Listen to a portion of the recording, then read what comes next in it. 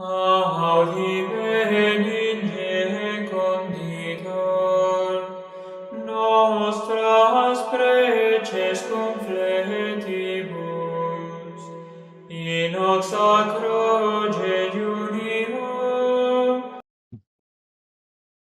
Ave María Purísima. El pecado original concebido.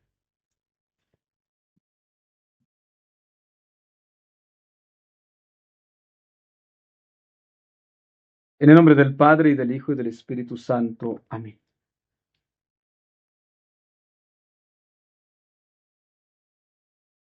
La ascensión de nuestro Señor Jesucristo, que celebramos como iglesia, es diferente de la asunción de la Santísima Virgen María. La carta, los textos sagrados, porque no solamente el libro de los Hechos de los Apóstoles y los evangelistas, nos presentan que Jesús sube al cielo entre aclamaciones al son de trompetas. Cristo asciende, Él es Dios y tiene poder para ascender al cielo. Ayer lo veíamos, según el Evangelio de San Juan en el capítulo 16, que Él es Dios y antes de venir a esta tierra ya tenía la gloria y le pide al Padre que nuevamente lo glorifique con esa gloria que antes Él tenía siendo Dios. Entonces Cristo asciende y los ángeles lo acompañan, la gloria de Dios lo asiste. La Virgen María es asunta, es decir, ayudada a llevar al cielo. La Virgen María es llevada por los ángeles. Entonces hablamos de la Virgen María en la asunción, asunta. De Cristo hablamos de la ascensión, Él asciende entre aclamaciones. Y celebramos esta fiesta porque es una fiesta, de hecho, de precepto. Es día de guarda hoy.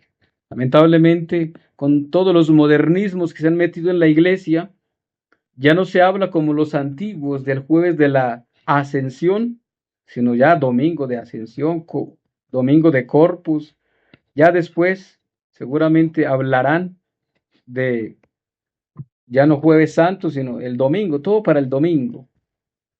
Y los abuelos lo decían, es una tradición muy antigua, de hecho, en la iglesia. 3 jueves en el año relucen como el sol. El jueves santo, el jueves de Corpus y el jueves de la ascensión. Son 3 jueves muy importantes en el misterio de nuestro Señor Jesucristo para nuestra redención, para nuestra salvación. Hoy justamente con esta celebración cerramos todo lo que Cristo ha hecho para redimirnos.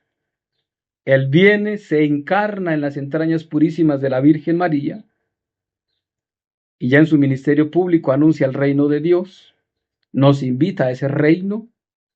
Ahora, después de morir, de padecer, ser crucificado, muere, pero resucita. Y hoy el texto nos dice, Hechos de los Apóstoles capítulo 1 nos dice, que apareciéndoseles durante 40 días y hablándoles del reino de los cielos. 40 días, es decir, que hoy se cumplen 40 días.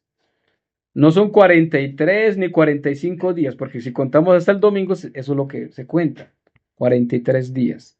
No son 43. El texto sagrado dice 40. Así que hoy es jueves de la ascensión. 40 días se cumplen hoy y desde hoy contamos hasta, no este domingo que viene, sino el próximo, 10 días para el Pentecostés. Lamentablemente con el modernismo que se fue metiendo en la iglesia, se ha ido cambiando todo para decir que el pueblo de Dios tiene que trabajar y entonces no hayan días feriados o días festivos en semana, todo para el domingo, todo para el domingo. Y los obispos responsables de todo ese permisivismo. Obispos que al fin y al cabo, amigos de los masones, de los comunistas, pues todo lo permiten, sin importarles Cristo, sin importarles el pueblo de Dios, las almas, para que guarden este día. Es un día de guarda. Es un día que no se debe trabajar para celebrar justamente que Cristo asciende al cielo, asciende al cielo. Pues hoy efectivamente se cumplen 40 días y por eso nosotros, guardando y en esa tradición de la iglesia, porque así lo ha hecho la iglesia por más de 2000 años, ha celebrado en este día, jueves, la ascensión de nuestro Señor Jesucristo. El libro de los Hechos de los Apóstoles nos dice que Jesús instruyó, y pues obviamente por el Espíritu Santo, a los apóstoles. De hecho, el Evangelio inicia diciendo que estando sentados en la mesa los 11 apóstoles, no dice que eran 12, 11. Está claro que ya había uno que no estaba con ellos. El Señor escogió a 12, pero había uno que ya no estaba, que es Judas. Ya se ha ido, como dice el evangelista Juan, para el lugar que él escogió. ¿Qué lugar escogió Judas? El suyo propio, el infierno, por desobedecerle a Cristo. Ahí están las consecuencias del que desobedece a Cristo, del que desobedece a la palabra de Dios. Y ahí vamos mirando entonces hacia dónde el modernismo en la iglesia lleva las almas. Cuando no se conserva, se es fiel a la palabra de Dios, no se es fiel a la tradición de la iglesia, a todo un magisterio de la iglesia. No va a llevar al cielo así. Así como Judas escogió su lugar, ¿por qué lo decidió? Por su ambición, por ser amigos pues de los sumos sacerdotes y recibir unas monedas, pues él mismo terminó en el infierno allá. Él escogió su lugar. Y el Señor muchas veces, Cristo siendo Dios, que lo sabía qué es lo que hace Judas, lo corrigió, pero él no quiso corregirse. Pero aquí hay 11 apóstoles y el Señor los instruye y durante 40 días se aparece y los va instruyendo según el Espíritu Santo. Muchos, justamente mirando este tema de la instrucción de los apóstoles, vienen a mostrarnos que los apóstoles en aquel momento, ya Cristo ha sido crucificado, murió, pero ahora resucitado y se aparece a los 11 cuando están en la mesa, están comiendo, están compartiendo. El Señor se les aparece y de hecho come con ellos. Y se les aparece, les instruye. ¿Qué les instruye? Ya en el ministerio público les habló del reino de los cielos.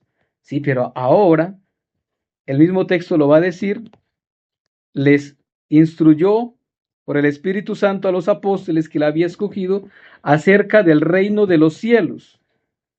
Es decir, que les está hablando cómo ir al reino de los cielos ahora, ya en la práctica. Y muchos que se adentran en estos textos vienen a mostrar que Jesús mismo les enseñó a los apóstoles cómo celebrar el santo sacrificio de la misa. Muchos gestos y muchas de las oraciones que hacemos hoy en la misa, por eso esta misa, hablo de esta misa que es milenaria, que viene de 2000 años atrás. No fue que el Papa Pío V se la inventó, eso ya existía. Que el Papa Pío V la codificó. ¿Qué quiere decir la codificó? Código quiere decir la reguló, la normatizó, hizo leyes para que nadie la cambiara. Y por eso hablamos de un canon que no se puede cambiar porque el Papa dijo, pues, esto va a quedar para perpetuidad, cualquier sacerdote la podrá celebrar, ningún obispo le podrá prohibir a un sacerdote celebrar esta misa. Pero Jesucristo entonces le enseña a los apóstoles cómo celebrar la misa. Es más, investigando y leyendo un poco sobre esta situación y lo que hacen los apóstoles y cómo celebrar este modo de misa, nunca la Santa Misa se celebró de frente. Siempre se hizo ad oriente, hacia el Cristo, hacia el sagrario, o mirando a Dios, todos hacia Dios. De hecho, no era tanto un acto público, era el apóstol o el obispo o sacerdote, él ofreciéndolo a Dios Padre. Hay un ejemplo claro con esto y es Abraham. Abraham sube a sacrificar a su hijo y le dice a los otros, espérenme aquí abajo, yo voy a ir a ofrecer el sacrificio. Ustedes me esperan acá, a los sirvientes. Esto para entender que Abraham el que ofrecía la víctima iba y lo hacía solo.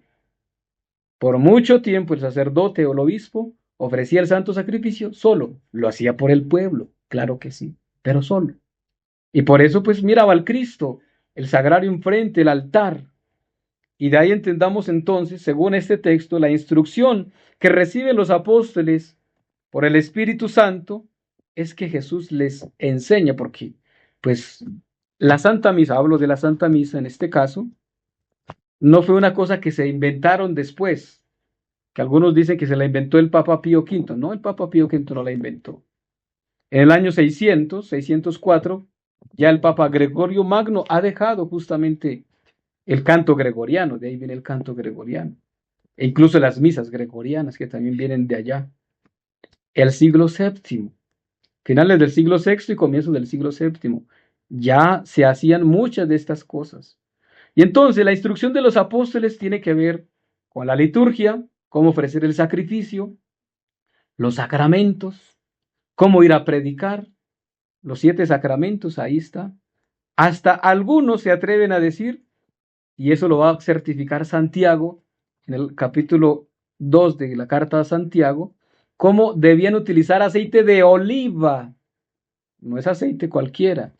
Y esto para ver que Cristo les enseñó a ellos, que los textos sagrados, no está consignado eso en los textos sagrados, no lo muestran, pero esta instrucción da a entender que los apóstoles sí recibieron de Cristo durante este tiempo, después de la resurrección y la ascensión del Señor, una instrucción.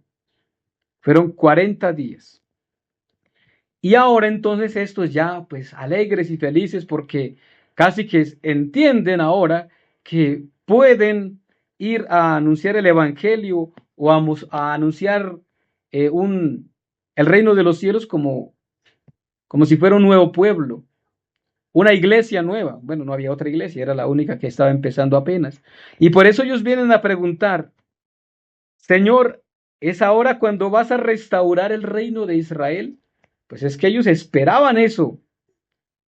Es el Mesías, es el ungido, es el Cristo, el anunciado por los profetas en el Antiguo Testamento. Pues ahora por eso preguntan, ¿es ahora, Señor, cuando vas a restaurar el reino de Israel? Y el Señor tajantemente, como muchas veces lo hizo, hablando muy seriamente, dice, no toca a vosotros saber los tiempos o los momentos en que tiene el Padre reservado su propio poder. Eso lo tiene reservado el Padre. Ni siquiera el Hijo lo sabe. Así que algunos videntes, falsos profetas que se atreven a veces a dar fechas de ciertos acontecimientos, pues dice Cristo, ni siquiera yo lo sé, eso solamente lo sabe el Padre y lo tiene reservado Él, así que a ustedes no les toca saber esto. Cristo justamente muy tajante, muy serio con las cosas de su Padre. Hasta el rejo lo cogió. Y no conviertan la casa de mi Padre en cueva de bandidos, y lo sacó. Porque Él justamente hace respetar, y Cristo lo dice, el celo por la casa, por mi casa, me devora. Contexto del Antiguo Testamento, que es el Salmo 2. Pues ahí mismo vemos entonces cómo ese Cristo tiene celo por su Padre, tiene celo por Dios y por las cosas sagradas. ¿Por qué nosotros no hemos de tener celo? ¿Por qué el sacerdote no ha de tener celo por las cosas de Dios? El respeto por las cosas de Dios, corregir con autoridad, con respeto obviamente, pero como lo hizo Cristo. Y si tiene que coger el reo, pues lo hace. Porque el sacerdote representa a Cristo y tiene la autoridad de Cristo. Y pues Cristo lo dice, si estos no hablan, hablarán las piedras. Si estos no pueden hablar, pues otros tendrán que hablar. Pero estos, los apóstoles, en este caso, ya que los va a enviar, porque ya Jesucristo entonces, después de que obviamente les echa en cara su incredulidad, como dice hoy el Evangelio de Marcos, en el capítulo 16, entonces les dice, pues ahora vayan por todo el mundo y prediquen el Evangelio a todas las criaturas. Esto que yo les he enseñado, esta instrucción que les he dado, ustedes enséñenselo a los demás. Y dice, sepan que el que se bautice y que crea en esto, se va a salvar. El que se bautice y el que no se bautice y no crea, no se va a salvar. Claro está que el texto no lo dice, pero hay que entender también que incluso bautizados, pero si no lo creen, pues no se van a salvar. Porque el bautismo nos inscribe en el libro de la vida, pero también podemos ser borrados del libro de la vida por no creer, por no obedecer a lo que el mismo Jesucristo mandó. Entonces, Cristo dice, pues sepa que los míos, llevarán unas señales que los acompañarán. Lanzarán demonios en mi nombre, hablarán nuevas lenguas, quitarán serpientes, y si beben algún veneno no les harán daño. Impondrán las manos, se sanarán los enfermos, etc. Pues Cristo dice, ustedes van a ir, pero no van a ir solos. Yo los voy a acompañar y habrán algunos signos. Y así concluye el texto hoy.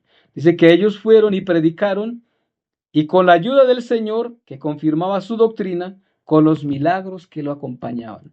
Los apóstoles van, Cristo va con ellos.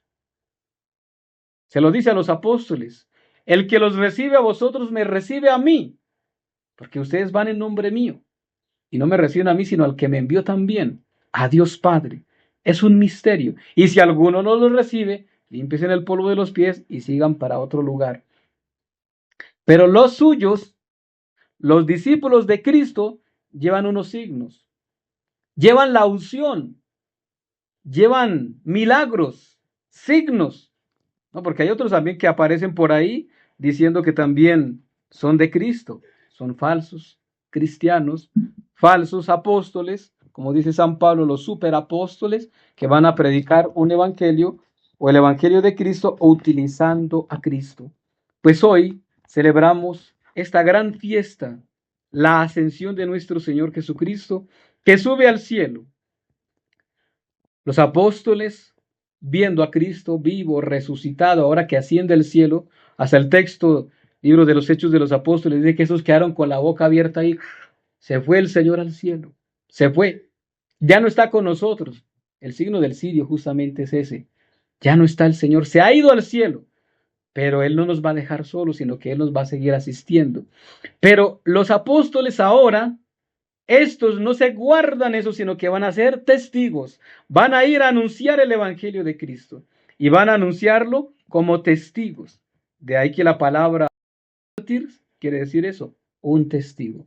Que sean capaces de Cristo, dar la vida a Cristo, porque nosotros lo hemos visto, hemos caminado con Él, lo hemos escuchado. Así que lo que estamos diciendo no es palabras nuestras, eso es de Cristo. Hoy la iglesia tiene que ser testimonio de Cristo. Y si alguien no es testimonio de Cristo, alguien no predica a Cristo o no muestra a Cristo, tanto en sus palabras, en su testimonio, en su predicación y en los hechos mismos de Cristo, no se muestra a Cristo, entonces no es de Cristo, no es cristiano, no es católico. Hay algunos signos que nos van a acompañar y la iglesia tiene que mostrar eso. La verdadera iglesia, la de Cristo, pues tiene que ser testigo, hasta en el martirio de morir por Cristo, dar la vida por Cristo, derramar su sangre por Cristo. Y no solamente el derramar, el ser perseguido, calumniado, ser juzgado, criticado y demás. Esa es la verdadera iglesia. Cristo lo vivió, ahora nos toca a nosotros, a la iglesia, a la esposa de Cristo, dando testimonio. Y si nos van a reprochar, o mejor, si nos van a juzgar, es por la causa de Cristo. Dice, a mí me lo hicieron, se lo van a hacer a ustedes. Así que entiendan algo, y es que si somos de Cristo, pues entendamos que va a haber persecución, va a haber calumnias, van a haber críticas.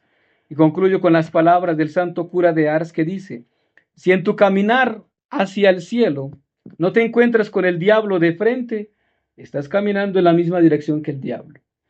Si no hemos tenido persecución, si no hemos tenido críticas, si no nos han señalado, pues preocúpate un poco. Porque la iglesia acomodada, la iglesia que está en su confort, que no tiene persecución, que no tiene críticas, dice, no, aquí está la iglesia porque el Señor nos protege. No, no, no, no. La iglesia de Cristo se sacrifica. La iglesia de Cristo es perseguida. La iglesia de Cristo es calumniada, como lo fue su esposo, como lo fue su Señor, Jesucristo. Pues entonces la verdadera iglesia tiene que sufrir eso, el martirio. Somos la iglesia de Cristo y en ese caminar hacia el cielo pues tenemos que ser purificados, desprendiéndonos de todo lo mundano para solamente agradar a Dios. Cristo sube al cielo y nosotros tenemos que ir con Cristo también. Pidámosle a Él que ha subido al cielo, que ahora nos dé el Espíritu Santo e iluminados por el Espíritu Santo podamos entender todo, entender este misterio tan grande y podamos ser verdaderos testigos de Cristo vivo y resucitado. En el nombre del Padre, y del Hijo, y del Espíritu Santo. Amén.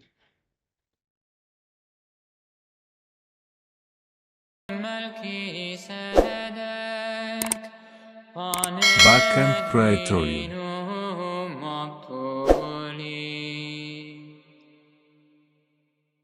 Cor tuum regnavit. O Marie.